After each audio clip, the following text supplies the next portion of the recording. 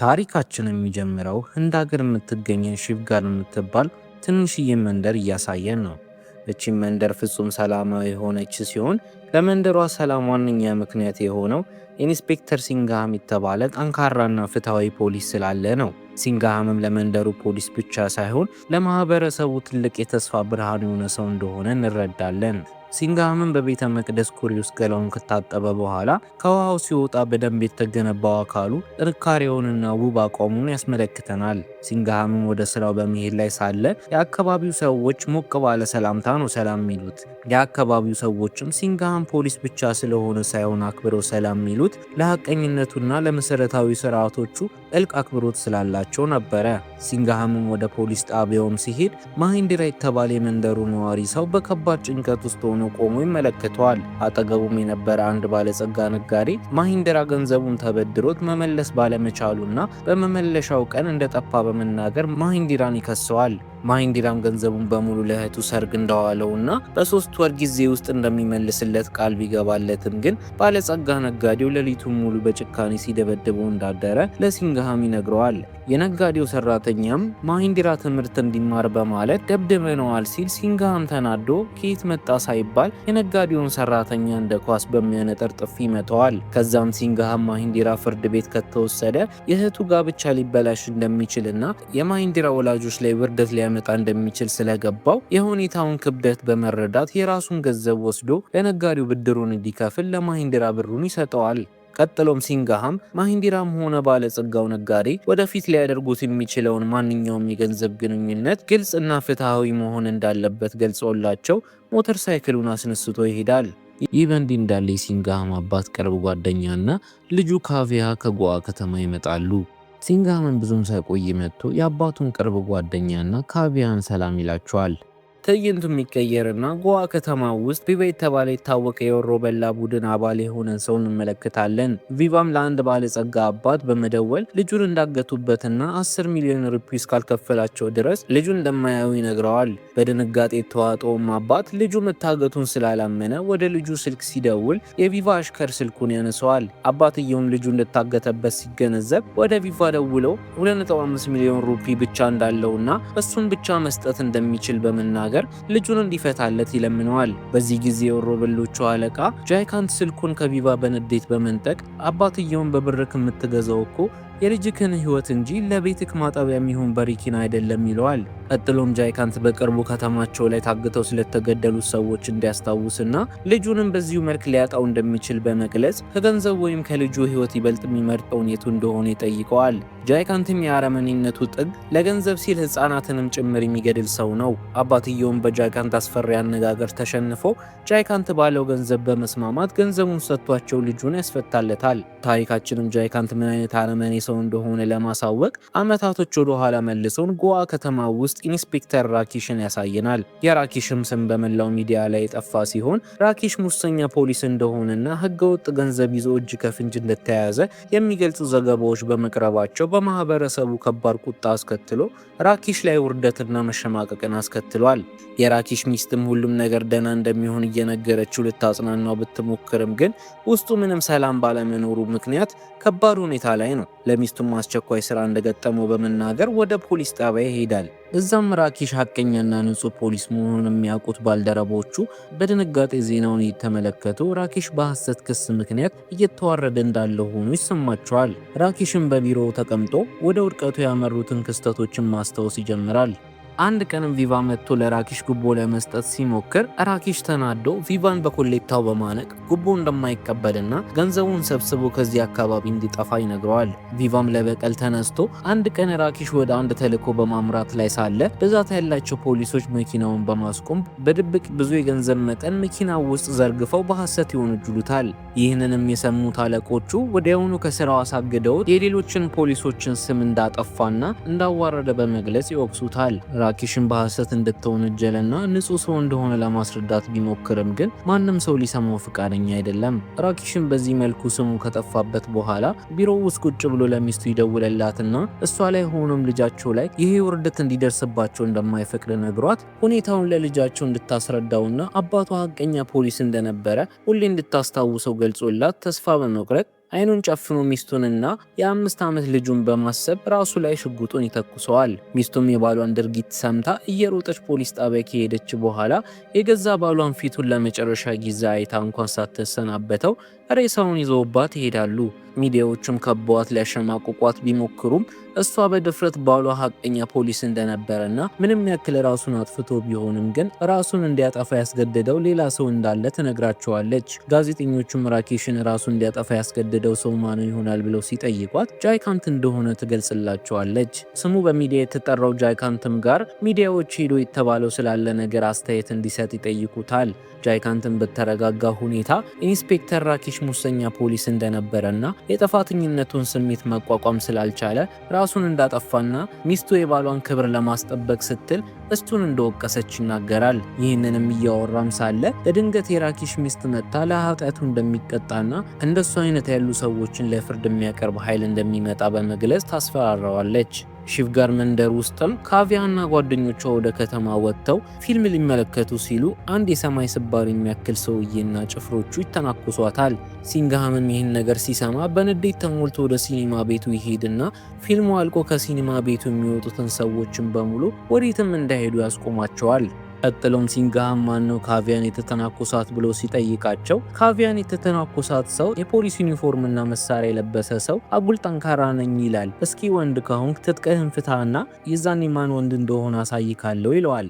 ሲንግሃምም ይህን ሲሰማ ምንም ሳያንገራግር መሳሪያውንና ዩኒፎርሙን ለካቪያ ሰጥቷት ያንን ወረው በላ ልክ ልኩን ሊሰጠው ይዘጋጃል። ካቪያን የተተናኮሳት ሰውዬም ይዞት የነበረውን ጩቤ በማውጣት ጓደኞቹን በመሰብሰብ ሲንግሃምን ማጥቃት ይጀምራሉ። ሆኖም ግን ምንም ያክል ቁጥራቸው ብዙ ቢሆንም ግን ሲንግሃም የማርሻል አርት ክህሎቱን በመጠቀምና የሰውነት ጥንካሬውን በመጠቀም ይገጥማቸዋል። አካባቢው ላይም ያሉትን ልክ እንደ ፈንዲሻ ማሽንንና ወንበሮችን እንደ መሳሪያ በመጠቀም ደህና አድርጎ ያሻቸዋል። ሲንግሃምን ከማርሻል አርት ችሎታውና ጥንካሬው በተጨማሪ የጠላቶቹን ምት በክህሎት ሽል በማለት ከባድ የሆኑትን ምቶቹን ጠላቶቹ ላይ ያሳርፋል። ጠቡን በሲንግሃም አሸናፊነት ከተጠናቀቀ በኋላ ሲንግሃም ባደረገው ቅን ተግባር ከካቪያ ጋር ያለውን ግንኙነት የበለጠ ያጠነክረዋል። ከካቪያም ጋር ጥሩ ጊዜ ማሳለፍ ጀምረው ሁለቱም በከባድ ፍቅር ይያዛሉ።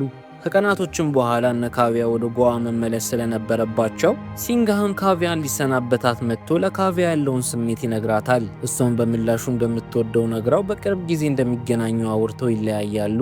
ከቀናቶችም በኋላ አንድ ቀብር ላይ ጃይካንት ከጭፍሮቹ ጋር ይመጣል። ገና ወደ ክፍሉም እንደገባ በለቀስተኞቹ ፊት ላይ ከባድ የሆነ ፍርሃት ይታይ ነበረ።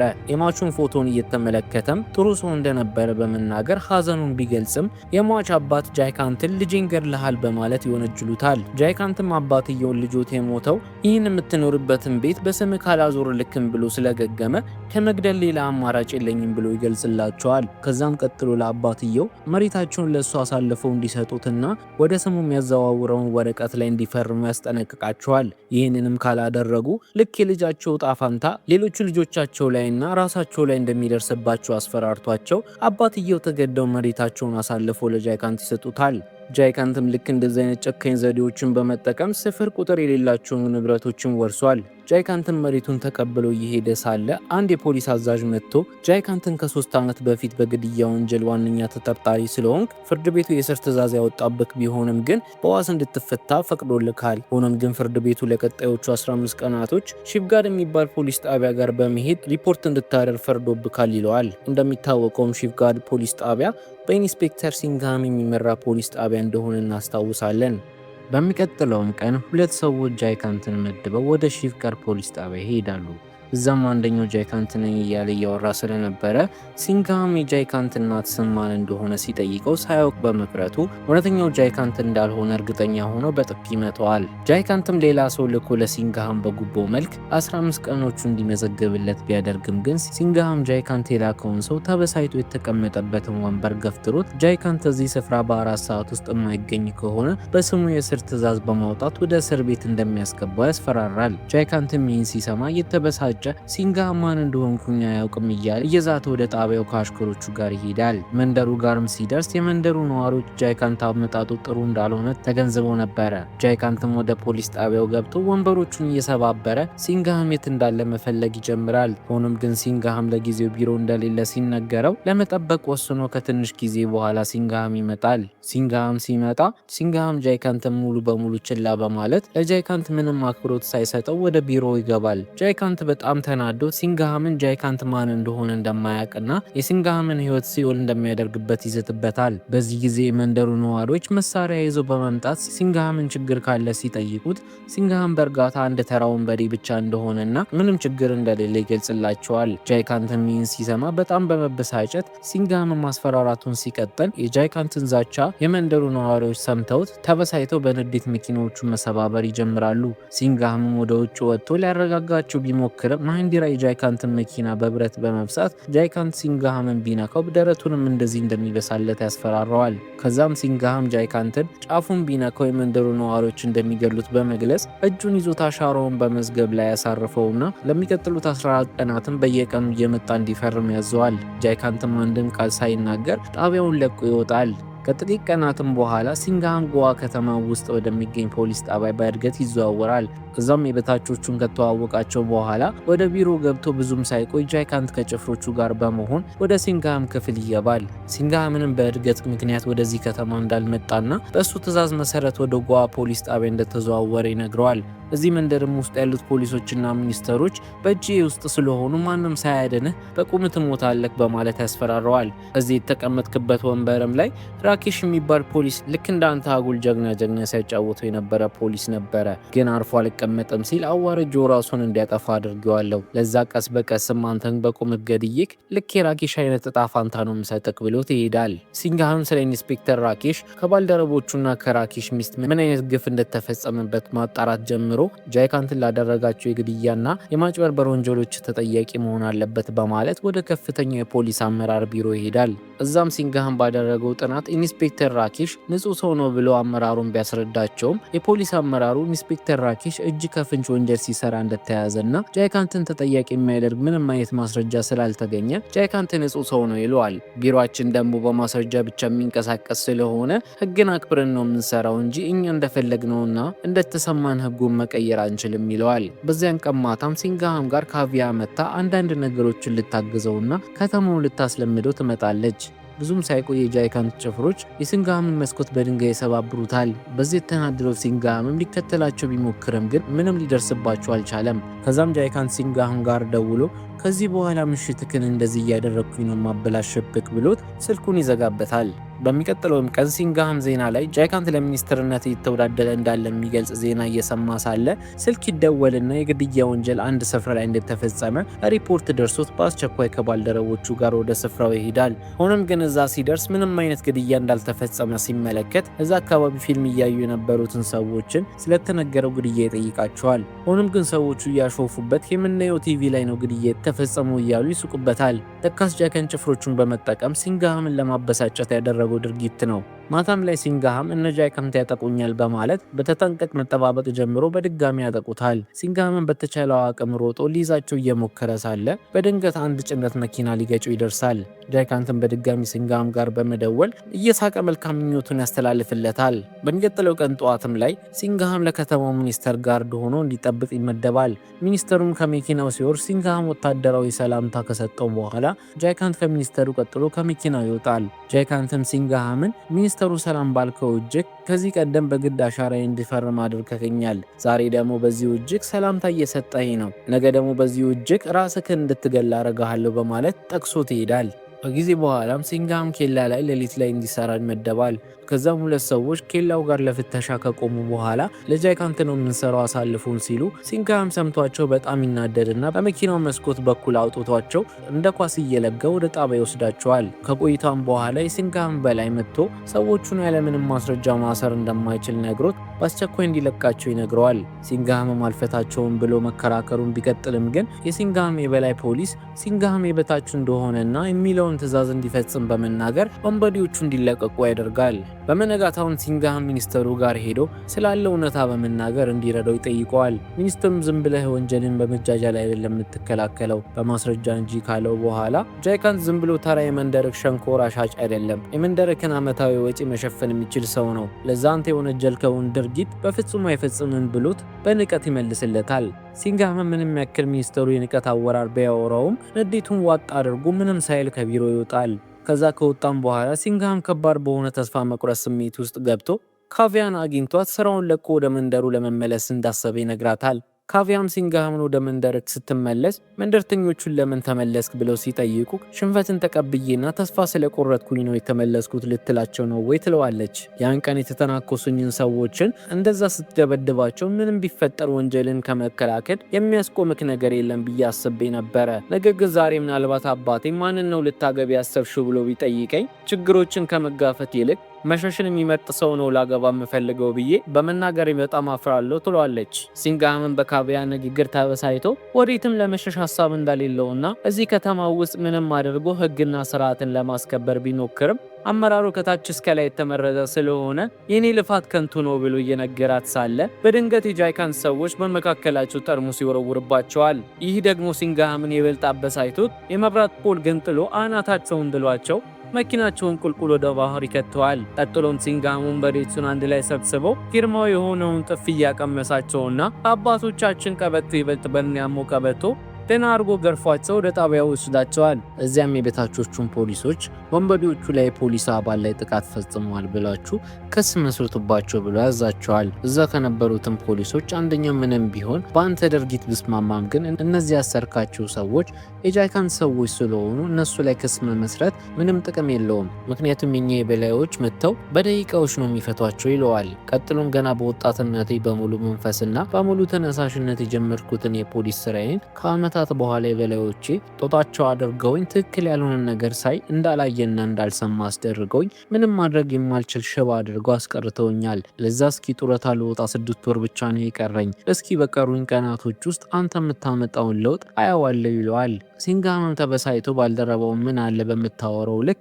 ስራክ ላይም ትኩረት ቢኖርክ ብሎ እየተቆጣው ሳለ ቪቫ ደረቱን ነፍቶ ይመጣና ሰዎችን ፍታልኝ ይለዋል። ሲንግሃም ክስ ስለተመሰረተባቸው መፍታት አልችልም ሲለው ቪቫ ክስ የመሰረትክበትን ወረቀት እረዶኒ ብዙ የምትከስበትን ደብተር ገዝቼ ይሰጣሃለሁ ይለዋል። ሲንግሃምም የቪቫ አነጋገር ተጽዕኖ ፈጥሮበት ወረቀቱን ይቀድለታል። ሆኖም ግን ወረቀቱን ቀዶት ቪቫ ላይ ከወረወረው በኋላ ቪቫን የክስ ወረቀትን ቀደካል ብሎ ወንጅሎት ከጭፍሮቹ ጋር ይደበድበዋል። ቀጥሎም ቪቫን አንተና ጃይካንት ኢንስፔክተር ራኪሽን በሐሰት እንዳስወነጀላችሁት እናንተንም በተራችሁ በሐሰት ወነጀላችኋለሁ በማለት ባልደረቦቹን ህገወጥ መጠጥን የነ ቪቫ መኪና ውስጥ እንዲያስቀምጡ ያደርጋል። በኋላም ላይ ሚዲያዎችን በመጥራት ወንበዴዎቹ ህገወጥ የሆነን አልኮል መጠጥ ሲያዘዋውሩ እጅ ከፍንጅ እንደተያዙ በመናገር ቪቫንና ጭፍሮቹን ያስራቸዋል። ከሰዓትም ላይ ሲንግሃም የበላይ ፖሊስ መጥቶ ወንበዴዎቹን እንደለመደበት እንዲፈቱ መመሪያ ሲሰጥ ሲንግሃምም ተናዶ ወንበዴዎቹ እንደማይፈታቸው በመግለጽ የበላዩን አንተ ፖሊስ ሳትሆን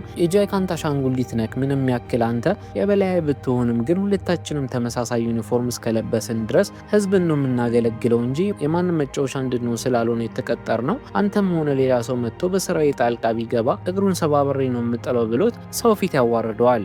ሲንግሃምን ምንም ያክል ግን ቢከራከርም ግን ሳይወድ በግዱ ቪቫ እንዲፈታ ይገድዳል። በሚቀጥለውን ቀን የካቪያ የልደት ቀን ዝግጅት ስለነበረ ሲንግሃም ወደ ዝግጅቱ ያቀናል። እዛም ጃይካንት ለካቪያ አባት ደውሎ ሌላኛውን ሴት ልጁን እንዳገታትና እሷን ለመፍታት ብዛት ያለው ገንዘብ መክፈል እንዳለበት ነግሮት ይህንን ነገር ሲንግሃም በፍጹም ማወቅ እንደሌለበት አስጠንቅቆት ስልኩን ይዘጋል። ሲንግሃምም የካቪያን አባት ጭንቀት ከተመለከተ በኋላ ምን እንደተፈጠረ አጥብቆ እንዲነግረው ያደርገዋል። ከዛም የካቪያ አባት ሁሉንም ነገር ካስረዳው በኋላ ሲንግሃም የጃይካንትን መመሪያ ተከትለው ልጃቸውን እንደሚያስመልስ ላቸው ይነግራቸዋል።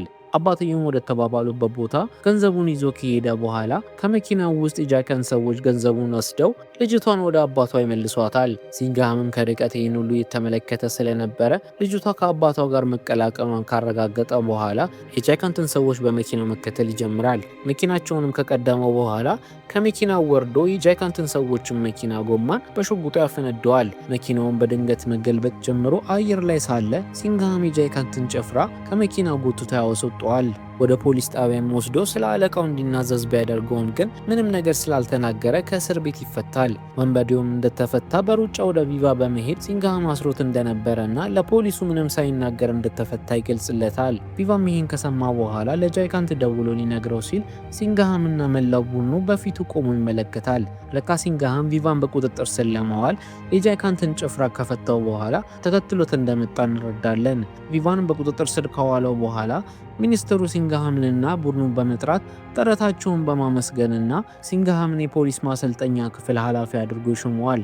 ሲንግሃም ሚኒስተሩን እንደዛ ያደረግከው እኔን ከጃይካንት ላይ እንዲወርድ ስለፈለክ ነው በማለት ይመልስለታል። ሚኒስትሩን በመቆጣት ጃይካንትን ለማሰር ምንም ማስረጃ እንደሌለውና ጃይካንትን መንካት እንደማይችል ሲነግረው ሲንግሃም ተናዶ ሚኒስትሩን በድፍረት በጥፊ እያጮለ አንድ ሰው ምንም ማስረጃ ባይገኝበትም ንጹህ ሰው መሆኑ ምንም ማረጋገጫ የለም ብሎ ይመልስለታል። ሚኒስትሩም ተበሳይቶ ሲንግሃም ስለመታው እንደሚያባረረው ቢዝትም ክፍል ውስጥ የነበሩት ፖሊሶች ለሲንግሃም በመወገን ምንም ጥፋት እንዳልተካሄደና ሲንግሃም ምንም አልነካህም በማለት ይክዱታል። ሚኒስትሩም ባለው የስልጣን ኃይል ቢያስጠነቅቃቸውም ሲንግሃም በሩን ቆልፎ ከሌሎቹ ፖሊሶች ጋር በመሆን የተፈራረቁ ሚኒስትሩን ደህና አድርገው ይጠፈጥፉታል። በሚቀጥለውን ቀን የሲንግሃምና የካቪያ የቀለበት ፕሮግራም ስለነበረ ሲንግሃምና ካቪያ በመጋባታቸው የአካባቢ ሰዎች ሲደሰቱ እናያለን። ሲንግሃም ወደ ፖሊስ ጣቢያ ሲመለስ ብዛት ያላቸውን መኪኖችንና ብዙ ሰዎችን ያያል። ሲንግሃም ተፈጥሮ እንደሆነ ሲጠይቅ ጃይካንት ምርጫውን አሸንፎ በማግስቱ ቃለ መሐላ ሊፈጽም እንደሆነ ይነግሩታል። ጃይካንትም መጥቶ ለሲንግሃም በ24 ሰዓት ወደ መንደሩ እንደሚዘዋወር የሚያሳይ ወረቀት ይሰጠውና በአሁኑ ጊዜ ጉዞ ማድረግ አስተማማኝ እንዳልሆነና ብዙ ሰዎች በመንገድ ላይ የሞቱ እንደሆነ በመንገር ያስፈራረዋል። የሲንግሃም የበታች የሆነው ፖሊስም ቪቫ ጃይካንት ምንም ወንጀል ውስጥ እንደሌለና የወንበዴ ቡድኑን ቪቫ ለብቻው እንደሚቆጣጠረው እየተናዘዘ እንደተናገረና ጃይካንትን በቁጥጥር ስር ለማዋል ከባድ እንዳደረገው ይነግረዋል። ሲንግሃምን ቪቫ ሲስቅ ሲያይ ተናዶ ከእስር ቤቱ አስወጥቶት መደብደብ ይጀምራል። ቪቫም 24 ሰዓት ብቻ ነው ያለ፣ ምንም ማድረግ አትችልም። አንድ ጊዜ ጃይካንት ስልጣን ላይ ከወጣ በኋላ በ2 ቀን ውስጥ ነጻ ያወጣኛል ይለዋል። በኋላም ላይ ሲንግሃም ከአንዱ ፖሊስ ባልደረባው ጋር ማውራት ጀምሮ ፖሊስ ባልደረባው ስራቸውን በታማኝነት ቢሰሩም ግን ማንም ሰው እንደማያመሰግናቸው በማውራት ካማረረበት በኋላ ሲንግሃምን ከዚህ ሁሉ ጣጣ ወደ መንደሩ ተመልሶ ሰላሙን ቢያገኝ እንደሚሻለው ይነግረዋል። ማታም ላይ ሲንግሃም የኢንስፔክተር ራኪሽን ሚስትንና ልጅን ይዞ ወደ አንድ ፖሊስ ፕሮግራም ይዛቸው ይሄዳል። እዛም ሲንግሃም ለፖሊስ አዛዡ የራኪሽን ልጅ አይኖችን እየተመለከተ አባቱ ወንጀለኛ እንደሆነና ንጹህ ሰው እንዳልሆነ እንዲነግረው ይጠይቀዋል። በተጨማሪም ፕሮግራሙ ላይ የነበሩትን ፖሊሶችን ቤተሰቦቻቸውን እየተመለከቱ አረመኔው ጃይካንት ስልጣን ላይ እንዲወጣ በመፍቀዳቸው ትክክለኛውን ነገር እያደረጉ እንደሆነ ይጠይቃቸዋል። በመጨረሻም ሲንግሃም ማንም ሰውም ከኔ ጋር ባይተባበርም ግን ለብቻዬ ተጋፍጬ ጃይካንትን ከስልጣኑ አስወርደዋለሁ ብሎ ይሄዳል። በኋላም ላይ ከካቪያ ጋር ባህር ዳርቻ ቁጭ ብሎ ሳለ የፖሊስ ኃይሉ በሙሉ ተሰብስቦ ይመጣል። የፖሊስ አዛዡም ከሲንግሃም ጎን እንደሆነና ለቀጣዮቹ 4 ሰዓታት የፖሊስ ኃይሉ ተገቢውን እርምጃ እንደሚወስድ ለሲንግሃም ይነግረዋል። ሌሊት ላይም ጃይካንት ተኝቶ በሚቀጥለው ቀን የሚኒስተርነቱን ቃለ መሐላ ሲል በህልሙ እያየ ነው። ነገር ግን አንድ ፖሊስ መጥቶ ከእንቅልፉ በመቀስቀስ ሲንግሃም ሊገለው እያሴረ እንደሆነና ወደ ሌላ ቦታ ሊወስደው እንደመጣ ይነግረዋል። ጃይካንትም ይዞት ከክፍሉ ሲወጡ ሳሎን ውስጥ ሁሉም የፖሊስ ኃይል ስለነበሩ ጃይካንት እነሱን ባየ ጊዜ እሱን ለመጠበቅ እንደመጡ አድርጎ በማሰብ እየተኮራራ በልበ ሙሉነት ሲንግሃምን ጥሩት እስኪ ጫፌን ይነካኛል ይላል። ሲንግሃምን ከኋላ በኩል በመውጣት እንደ ትልልቅ ሰዎች አባባል ፖሊስን የቅርብ ጓደኛ ጠላትክም አታድርገው ብሎ ተረት ይተርትበታል። የፖሊስ አዛዡን መጥቶ አንድ ፖሊስ የቱን የሚያክል ቢባዝን ሁልጊዜ ወደ ሀቅ እንደሚመለስና አብረውኝ ከሚሰሩ ፖሊሶች ጎን እንደምቆም ማወቅ ይለዋል። ጃይካንትን መጨረሻው እንደሆነ ሲገባው በድንጋጤ ተሞልቶ በመነጋተው ቃለ መሐላውን ስለሚፈጽም ጫፉን ሊነኩት እንደማይችሉና የእሱን ሚኒስትርነትን ቦታ የሚተካ ሰው የለም በማለት በትዕቢት ይናገራል። ፖሊሶቹም ጃይካንትን ሊገሉት የሚችሉበትን መንገዶችን ማማረጥ ይጀምራሉ። ጃይካንትም ሊገሉት እንደሆነ ሲገባው እንደ ሕፃን ልጅ ማንባት ጀምሮ ራሱን ለመከላከል ከመሳቢያ ውስጥ ሽጉጡን አውጥቶ በማስፈራራት ከቦታው ያመልጣል። ከዛ ከወጣም በኋላ ጃይካንት ተደብቆ ወደ ፖሊስ በመደወል ጥበቃ እንዲያደርጉለት ይነግራቸዋል። ሆኖም ግን ፖሊሶቹ እርዳታ ሳያደርጉለት ቀርተው ያለበትን ቦታ ለሲንግሃም ይነግሩበታል። ጃይካንትም እነ ሲንግሃም እንደደረሱበት ሲረዳ በድጋሚ ማምለጥ ይጀምራል። አንድ ቦታም ከደረሰ በኋላ አንድ አረጋዊ አባት እርዳታ እንዲያደርጉለት ቢጠይቃቸውም ግን አረጋዊ አባት ጃይካንት ልጃቸውን የገደለባቸውና መሬታቸውን የወረሰባቸው ሰው ሆነው ይገኛሉ። ጃይካንትም እንደማይረዱት ሲያውቅ መሸሽ ቢጀምርም ግን ብዙም ሳይቆይ በፖሊሶቹ ይያዛል። ሲንግሃም ጃይካንትን በደንብ አድርጎ ከጠፈጠፈው በኋላ ወደ ጣቢያው ወስዶት ኢንስፔክተር ራኬሽ ራሱን በጥይት የገደለበት ወንበር ላይ አስቀምጠው ሲንግሃም ሽጉጡን ይደቅንበታል። ትዕይንቱም ይቀየርና ፖሊሶቹ ቪቫ ላይ ሽጉጥ ደቅነውበት የጃይካንትን አረመኔ ድርጊቶችን እንዲናዘዝና አለበለዚያ ሞቱን እንዲመርጥ በመናገር ይዝቱበታል። ከዚያም ትዕይንቱ ወደ አንድ ጋዜጣዊ መግለጫ ይቀየርና የፖሊስ አዛዦቹ ቪቫ በጃይካንት ትዕዛዝ መሰረት ህገወጥ ድርጊቶችን ሲፈጽም እንደነበረና ጃይካንት ለኢንስፔክተር ራኬሽ ሞት ተጠያቂ እንደሆነ ያሳውቃሉ። ጃይካንትን በድርጊቱ በማፈር ፖሊሶቹ እሱን ከማሰራቸው በፊት ራሱን በጥይት እንዳጠፋ ይናገራሉ። እንደ እውነቱም ከሆነ ግን ፖሊሶቹ ጃይካንትን ገድለውት አስክሬኑን በቤት ውስጥ አስገብተው የራሱን ህይወት እንዳጠፋ በማስመሰል ሞቱን አቀነባብረዋል። የፖሊስ አዛዦቹም የጠፋውን የኢንስፔክተር ራኬሽን ስም በማጽዳት ሐቀኛ ፖሊስ መሆኑን በማሳወቅና ፍርድ ቤቱ በሱ ላይ ያቀረበውን ክስ በሙሉ እንዲዘጋ ይጠይቃሉ። በመጨረሻም የራኬሽ ሚስትና ልጅ በዜናው በደስታ እፎይ ሲሉ እየተመለከተን ታሪካችን ያልቃል።